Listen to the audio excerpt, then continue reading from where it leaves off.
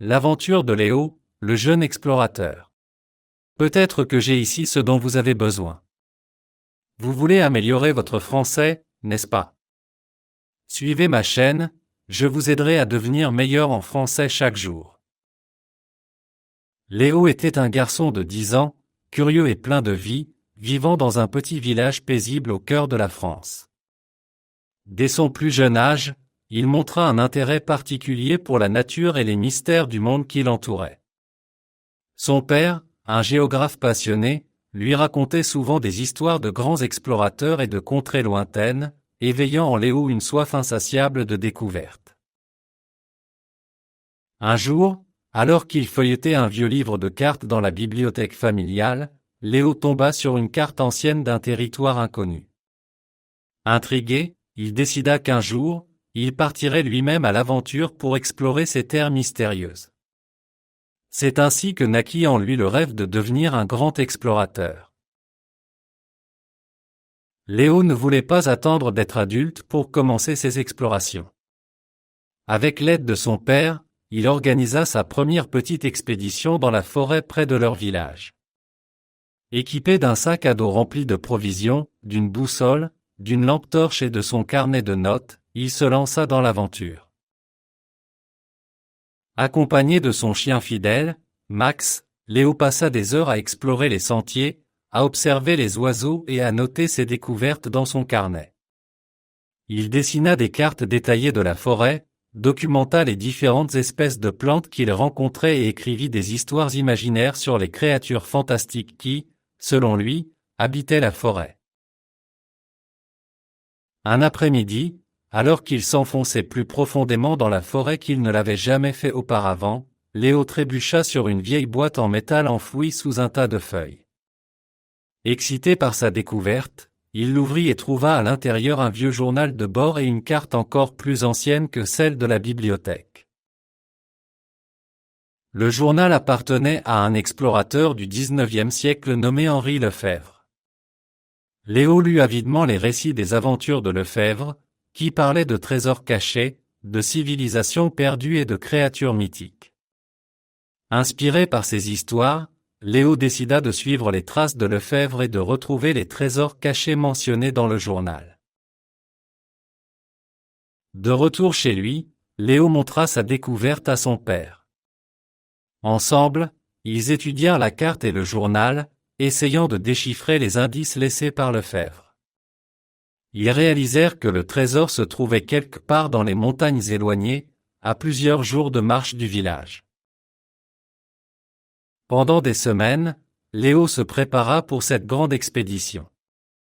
Il apprit à lire les cartes, à utiliser une boussole, à construire des abris et à survivre en pleine nature. Son père lui enseigna également les bases de la météorologie et de la géologie, pour l'aider à mieux comprendre l'environnement qu'il allait explorer. Le jour du départ arriva enfin. Accompagné de son père et de Max, Léo quitta le village avec son sac à dos rempli de provisions, d'équipements de camping et de son carnet de notes. Ils suivirent la carte de Lefebvre, traversant des forêts denses, des rivières tumultueuses et des vallées verdoyantes. Chaque nuit, il campait sous les étoiles, Léo écoutant attentivement les histoires de son père sur les constellations et les légendes anciennes. Le voyage était épuisant, mais chaque jour apportait son lot de découvertes et d'émerveillements. Au fur et à mesure qu'il s'approchait des montagnes, le terrain devenait de plus en plus difficile. Ils durent grimper des pentes raides, traverser des ravins profonds et faire face à des conditions météorologiques imprévisibles. Mais Léo ne se laissa pas décourager. Il était déterminé à suivre les traces de Lefebvre et à découvrir le trésor caché. Un soir, alors qu'il campait au pied des montagnes, une tempête violente éclata. Le vent hurlait et la pluie battait leur tente, mais Léo et son père restèrent calmes et organisés. Grâce à leur préparation et à leur esprit d'équipe, ils réussirent à surmonter cette épreuve et à continuer leur expédition le lendemain matin. La montée vers le sommet des montagnes fut l'étape la plus difficile de leur voyage. Léo et son père durent utiliser des cordes et des crampons pour escalader les parois rocheuses et traverser des glaciers glissants. La fatigue se faisait sentir, mais la vue imprenable depuis les hauteurs leur donnait la force de continuer. Enfin, après des jours d'efforts intenses, ils atteignirent le sommet. Là, sur un plateau isolé, ils trouvèrent les ruines d'un ancien temple décrit dans le journal de Lefebvre. Léo sentit son cœur battre la chamade alors qu'il s'approchait de l'entrée du temple. En explorant les ruines du temple, Léo et son père découvrirent une salle secrète cachée derrière une fausse paroi. À l'intérieur, ils trouvèrent un coffre en bois orné de motifs anciens. Avec une excitation contenue, Léo ouvrit le coffre et découvrit le trésor tant recherché, des artefacts précieux, des bijoux anciens et des parchemins contenant des connaissances perdues. Léo se sentit submergé par l'émotion. Il avait non seulement découvert un trésor matériel, mais aussi une richesse inestimable de connaissances et d'histoires anciennes. Ce moment marqua un tournant dans sa vie, renforçant sa passion pour l'exploration et l'aventure. Le voyage de retour au village fut empreint de fierté et de satisfaction. Léo et son père avaient accompli quelque chose d'extraordinaire, et ils savaient que cette expérience resterait gravée dans leur mémoire pour toujours. À leur arrivée, ils furent accueillis en héros par les villageois, qui écoutèrent avec émerveillement le récit de leurs aventures. Léo partagea ses découvertes avec ses amis et sa famille, montrant les artefacts et racontant les histoires de Lefebvre. Il devint une source d'inspiration pour les autres enfants du village, qui rêvaient désormais eux aussi de devenir des explorateurs. Les années passèrent, mais la passion de Léo pour l'exploration ne faiblit jamais. Il continua à partir en expédition, à découvrir de nouveaux endroits et à apprendre toujours plus sur le monde qui l'entourait. Il écrivit plusieurs livres sur ses aventures, partageant ses découvertes et ses expériences avec le monde entier.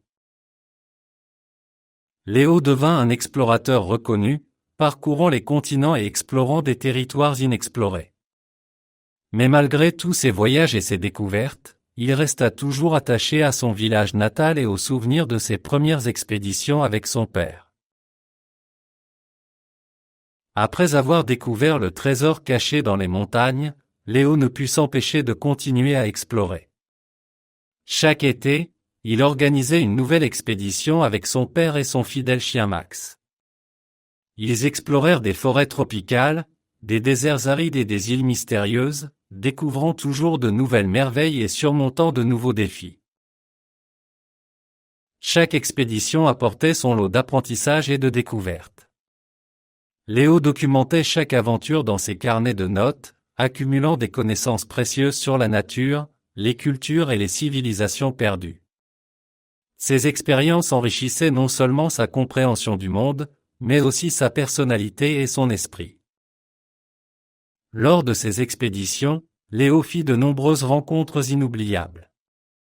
Il se lia d'amitié avec des peuples autochtones, apprenant leurs traditions, leurs coutumes et leurs histoires. Ces interactions lui permirent de voir le monde sous un angle différent et d'apprécier la diversité des cultures humaines. Léo rencontra également d'autres explorateurs et scientifiques, partageant avec eux ses découvertes et apprenant de leurs expériences. Ces collaborations enrichirent ses expéditions et lui permirent de repousser les limites de ses explorations. Au fil de ses aventures, Léo développa une profonde admiration et un respect pour la nature. Il comprit l'importance de préserver l'environnement et de protéger les écosystèmes fragiles qu'il découvrait. Il utilisa sa notoriété pour sensibiliser les gens à la cause environnementale, organisant des conférences et des ateliers sur la conservation de la nature.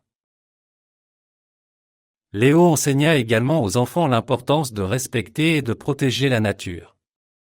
Il organisa des expéditions éducatives pour les jeunes, leur montrant la beauté et la fragilité du monde naturel. Il espérait inspirer une nouvelle génération d'explorateurs et de défenseurs de l'environnement. Bien que ces aventures soient remplies de moments de joie et de découverte, Léo dut également faire face à des défis personnels. Les longues expéditions loin de chez lui et de sa famille n'étaient pas toujours faciles. Il dut apprendre à concilier sa passion pour l'exploration avec ses responsabilités et ses relations personnelles. Il y eut des moments de doute et de solitude, mais Léo trouva toujours la force de continuer grâce à son amour pour l'exploration et au soutien de ses proches. Il apprit que chaque défi surmonté faisait partie de son parcours et contribuait à sa croissance personnelle. Léo consacra les dernières années de sa vie à transmettre son savoir et son expérience aux futures générations. Il fonda une école d'exploration et de sciences naturelles, où il enseigna aux jeunes les compétences nécessaires pour devenir de véritables explorateurs.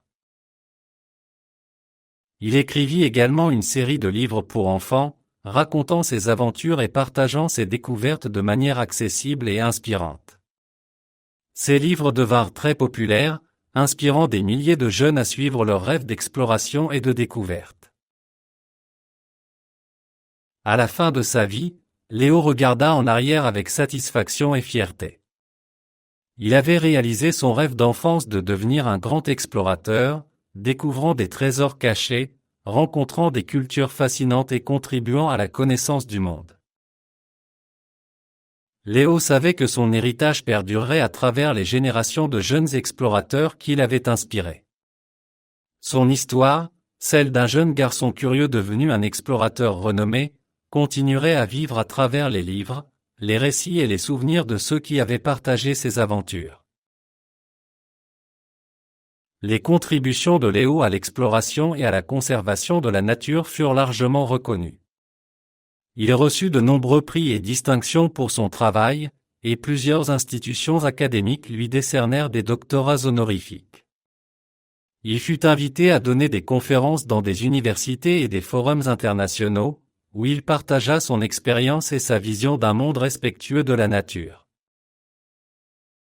Malgré ses honneurs, Léo resta humble et continua à travailler avec la même passion et le même engagement.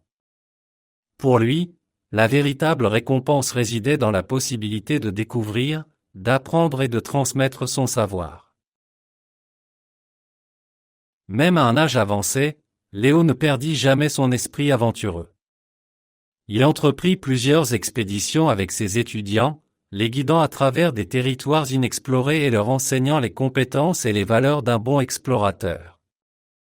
Chaque voyage était une occasion de créer de nouveaux souvenirs et de renforcer les liens avec ses protégés. Léo aimait particulièrement les expéditions dans des régions reculées où la nature restait intacte et sauvage. Il trouvait dans ces paysages une source inépuisable d'inspiration et de sérénité. L'une des plus grandes contributions de Léo fut la transmission des valeurs d'intégrité, de respect et de curiosité. Il enseigna à ses étudiants non seulement les techniques d'exploration, mais aussi l'importance de respecter les cultures locales, de préserver l'environnement et de toujours chercher à comprendre avant de juger. Léo croyait fermement que l'exploration n'était pas seulement une quête de découverte matérielle, mais aussi une aventure intérieure qui poussait chacun à mieux se connaître et à grandir en tant qu'individu. À la fin de sa vie, Léo savait que son héritage était vivant. Les jeunes explorateurs qu'il avait formés continuaient à découvrir le monde avec la même passion et le même respect. Ses livres, ses récits et ses enseignements étaient utilisés dans des écoles et des universités, inspirant de nouvelles générations à explorer et à protéger notre planète. Léo passa ses derniers jours entouré de sa famille et de ses amis, partageant des histoires de ses aventures et des leçons de vie. Il partit en paix, sachant qu'il avait laissé une marque indélébile sur le monde et sur ceux qui l'avaient inspiré. L'histoire de Léo, le jeune explorateur, est un témoignage de la puissance de la curiosité, de la détermination et de l'amour pour la nature. Sa vie, remplie d'aventures et de découvertes, montre que les rêves d'enfance peuvent devenir réalité grâce à la passion et à la persévérance. L'héritage de Léo continue de vivre à travers les explorateurs qu'il a formés, les livres qu'il a écrits et les valeurs qu'il a transmises. Sa quête de découverte et de compréhension du monde reste une source d'inspiration pour tous ceux qui cherchent à explorer, à apprendre et à protéger notre belle planète.